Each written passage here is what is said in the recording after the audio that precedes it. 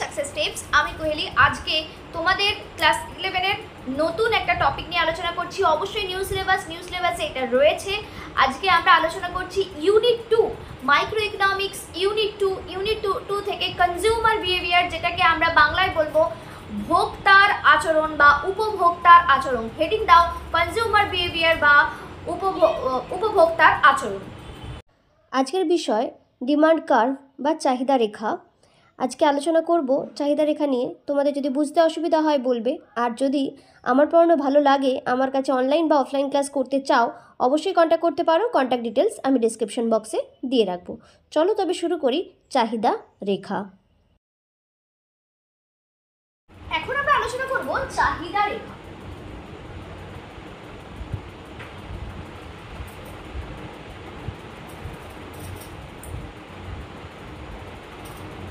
Demand curve.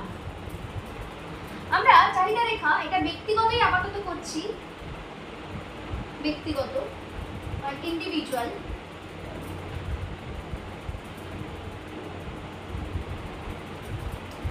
চাহিদা রেখাটাই আপাতত করছি।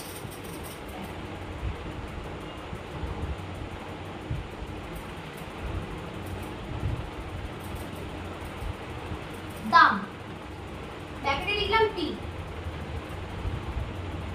পরিমাণ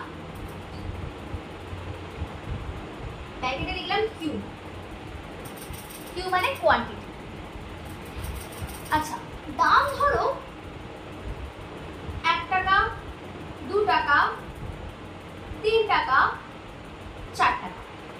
কোনো একটা জিনিস 1 টাকা যখন দাম, কোনো একটা লোক সেটা কিন্তু 60 টাকা বা 60 কেজি, ঠিক আছে। এবার 2 টাকা যখন দাম হয়েছে, 60-এর বেশি হবে না কম হবে, সেই লোকটা কতটা কিনবে? তার শুধু পরিমাণ না লিখে চাহিদার পরিমাণ লিখবে।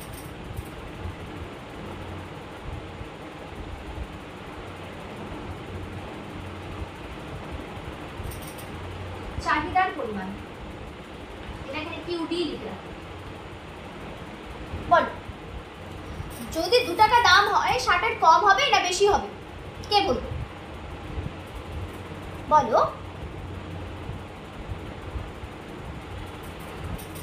ম্যাম কম হবে। অন্বেষা, অদিতি, কি মনে হচ্ছে? কমবে না বাড়বে?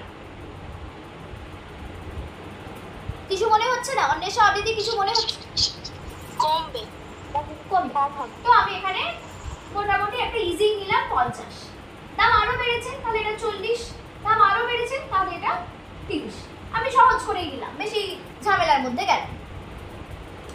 এবার এইটাকে আমরা বলবো ব্যক্তিগত চাহিদা তালিকা। ব্যক্তিগত চাহিদা তালিকা, ওকে। এবার এখান থেকে আমি একটা ছবি আঁকার চেষ্টা করি। ছোটবেলায় তোমরা যেভাবে গ্রাফ করেছো, গ্রাফে কি হতো? এটা 0, আমরা একটা প্লাস করতাম। প্লাসটার আমি শুধু পজিটিভ পার্টটা নিচ্ছি, মানে উপর দিয়ে দাম। এই দিকটাতে নেব দাম বা প্রাইস, এই দিকে নেব চাহিদার পরিমাণ। শুধু কোয়ান্টিটি বললেই যথেষ্ট, বা কোয়ান্টিটি অফ ডিমান্ড বলতে পারো।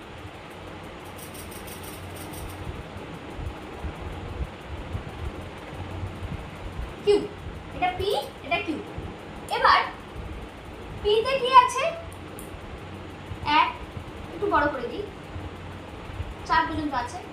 1, 2, 3, 4। আর এটা যেহেতু 60 পর্যন্ত, একটু ছোট করে নিই।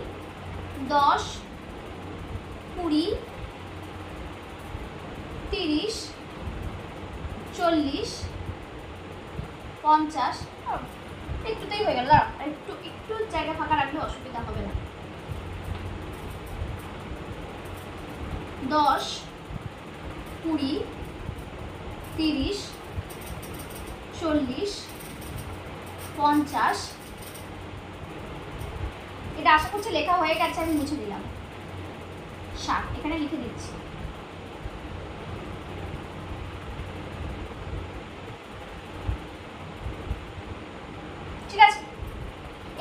একটা ছবিটা আঁকার চেষ্টা করব। একের সঙ্গে কে আছে? 7। 1 থেকে আমি এইভাবে যাব, 7 থেকে উপর দিকে উঠবো, যেখানে টাচ করে যেখানে দুজন দিকে কাটলো সেই পয়েন্টটাকে নেব, ঠিক আছে? 2 এর জন্য 50, 2 থেকে এইভাবে যাব, আমরা যেরকম গ্রাফে কাউন্ট করতাম গুনে গুনে, আবার 5 থেকে এরকম ভাবে যাব। ও তোমরা আগে x অ্যাক্সিস পরে y অ্যাক্সিস নিতে, আচ্ছা সেরকমই দেখাবো। তারপরে কি আছে? 40 থেকে 40-এ গেলাম। তারপরে কি হচ্ছে? 3, 40 থেকে উপর দিকে উঠবো, আর এখানে 3টা দেখবো কোথায় আছে, 3। তারপরে 30,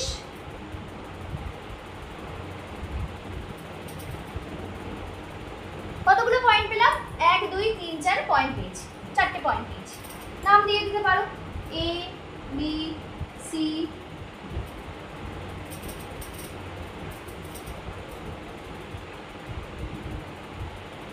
নাম দেওয়ার দরকার নেই, অসুবিধা হবে, ছাড়ো, আর নাম দিতে হবে না। এইটা হচ্ছে D, ডি হলো চাহিদা রেখা, ডি হলো চাহিদা রেখা, বুঝলে? চাহিদা রেখা কিভাবে পাই? চাহিদা তালিকাকে রেখাচিত্রে প্রকাশ করে যে রেখা পাওয়া যায় তাকে চাহিদা রেখা বলে। লিখে রাখতে পারো, চাহিদা তালিকাকে রেখাচিত্রে প্রকাশ করলে যে রেখা পাওয়া যায় তাকে চাহিদা তালিকা বলে।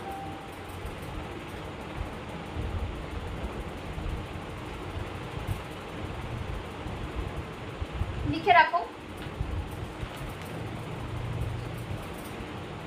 চাহিদা তালিকাকে রেখাচিত্রে প্রকাশ করলে যে রেখা পাওয়া যায় তাকে চাহিদা তালিকা বলে। হয়েছে সবার? সবার হয়েছে?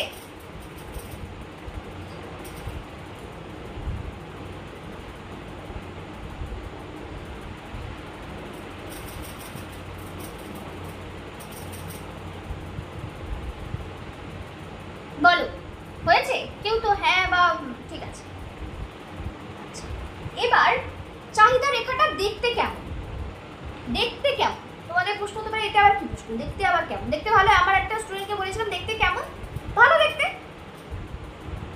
চাহিদা রেখার আকৃতি কেমন? মেইন প্রশ্ন হচ্ছে চাহিদা রেখার আকৃতি। আচ্ছা, ডিডি ইজ ডিমান্ড কার্ভ,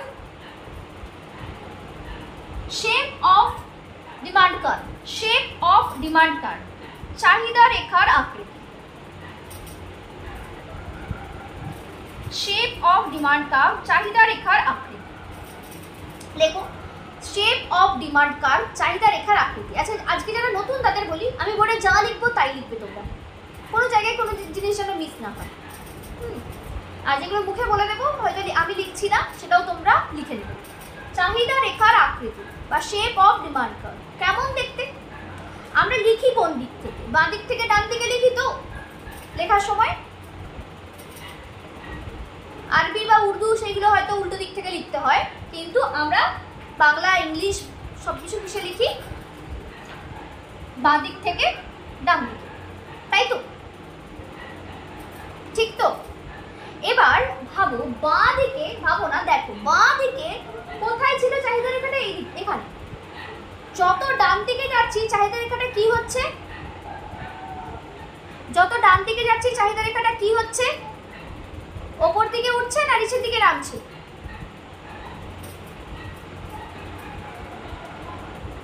বাঁ দিক থেকে যত ডান দিকে যাচ্ছি কি হচ্ছে? বাঁ দিক থেকে লিখতে শুরু করেছি, ডান দিকে যাচ্ছি, ওপর দিকে উঠছে না নিচের দিকে নামছে? বলো। নিচের দিকে নামছে। তাই চাহিদা রেখা নিম্নমুখী।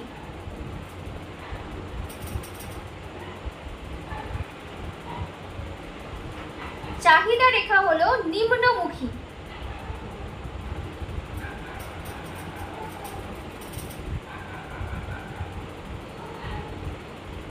ঠিক আছে, এবার তোমার প্রশ্ন কি কি হতে পারে?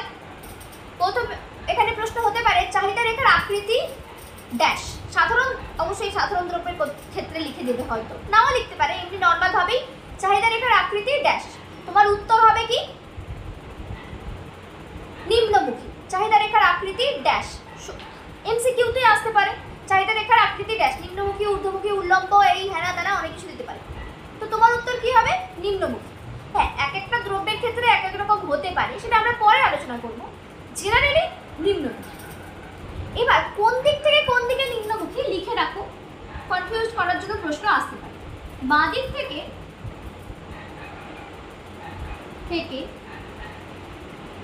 ডান দিকে নিম্নমুখী। সত্য মিথ্যাটা হয়তো বলে দিল যে চাহিদা রেখা ডান দিক থেকে বাঁ দিকে নিম্নমুখী, সত্য না মিথ্যা? চাহিদা রেখা ডান দিক থেকে বাঁ দিকে নিম্নমুখী যদি বলে দেয় তাহলে সত্য না মিথ্যা? উত্তর হবে মিথ্যা। বুঝলে?